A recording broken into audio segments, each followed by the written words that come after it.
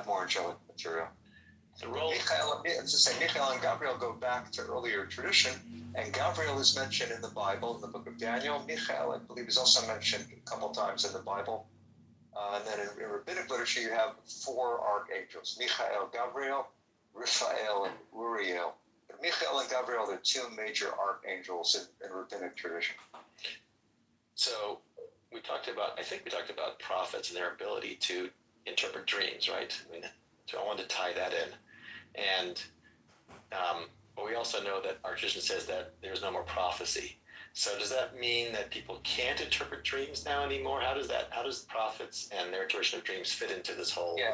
It's not so much that prophets interpret dreams. I mean, that you do find it in the book of Daniel. There are dreams, and then Gabriel helps to interpret the dream. This is what the Zohar is saying. Well, let's start with that line, that amazing line in the Talmud. A dream is 1/60th of prophecy. So you might say, we don't have prophecy anymore. We have little hints of prophecy. One of the ways you get a hint of prophecy is in a dream. So a dream is a fraction of prophecy. But then the question of interpreting the dream, what's significant in the Zohar passage is that human interpretation has great power. You're not so much waiting for God to interpret the dream. You're trying to find out what the dream means. So you have to be careful who you tell your dream to. Okay, so people who use psychoanalysis, be careful who you pick to be your analyst. It has to be someone who's on your side. Now, that could raise. Certainly, people could object to that and argue that out of the room very quickly.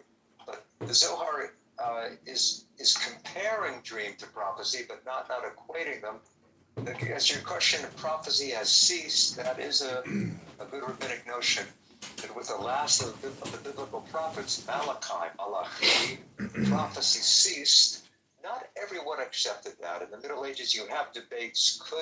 It's called the Holy Spirit, Ruach HaKodesh. Ruach HaKodesh still manifests maybe a slightly lower rung than prophecy, but still being inspiration.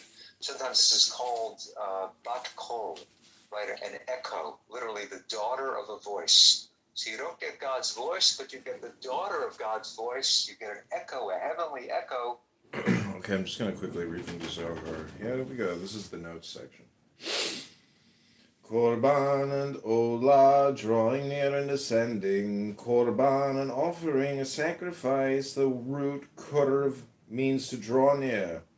Why Korban, the final Hebrew letter nun, seems superfluous. Korban, the drawing near. Rabbi Shimon reads the word as Queruvan, the final nun, is understood as a pronominal suffix meaning there. Thus the word means the drawing near of the holy crowns, the Sephirot. This interpretation originates in Bahir. Why is it called Korban? Because it draws near the holy forms, another reading the holy powers. The Kabbalists of the 13th century relied on the Bahir and elaborated this particular teaching, as Rabbi Shimon indicates. This is well known to the comrades. The Korban is a sacrament, unifying all the aspects of divinity and symbolizing the ascent of the human soul on the ladder of the Sephirot. Somehow that's seen as a kind of inspiration, a kind of the Holy Spirit that could make up for the lack of prophecy. Alex has been waiting patiently, so I'm going to unmute him to ask his question. Please. Thank you. Hello, Daniel.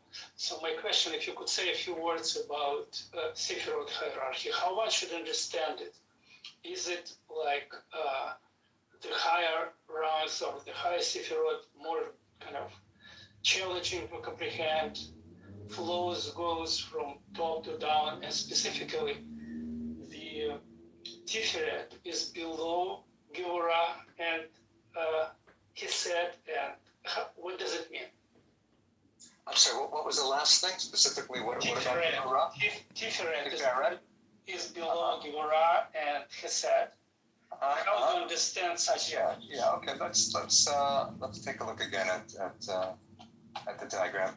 So, this diagram is very helpful, but it's also problematical because it moves. Shekhinah is down here, and we go up level by level.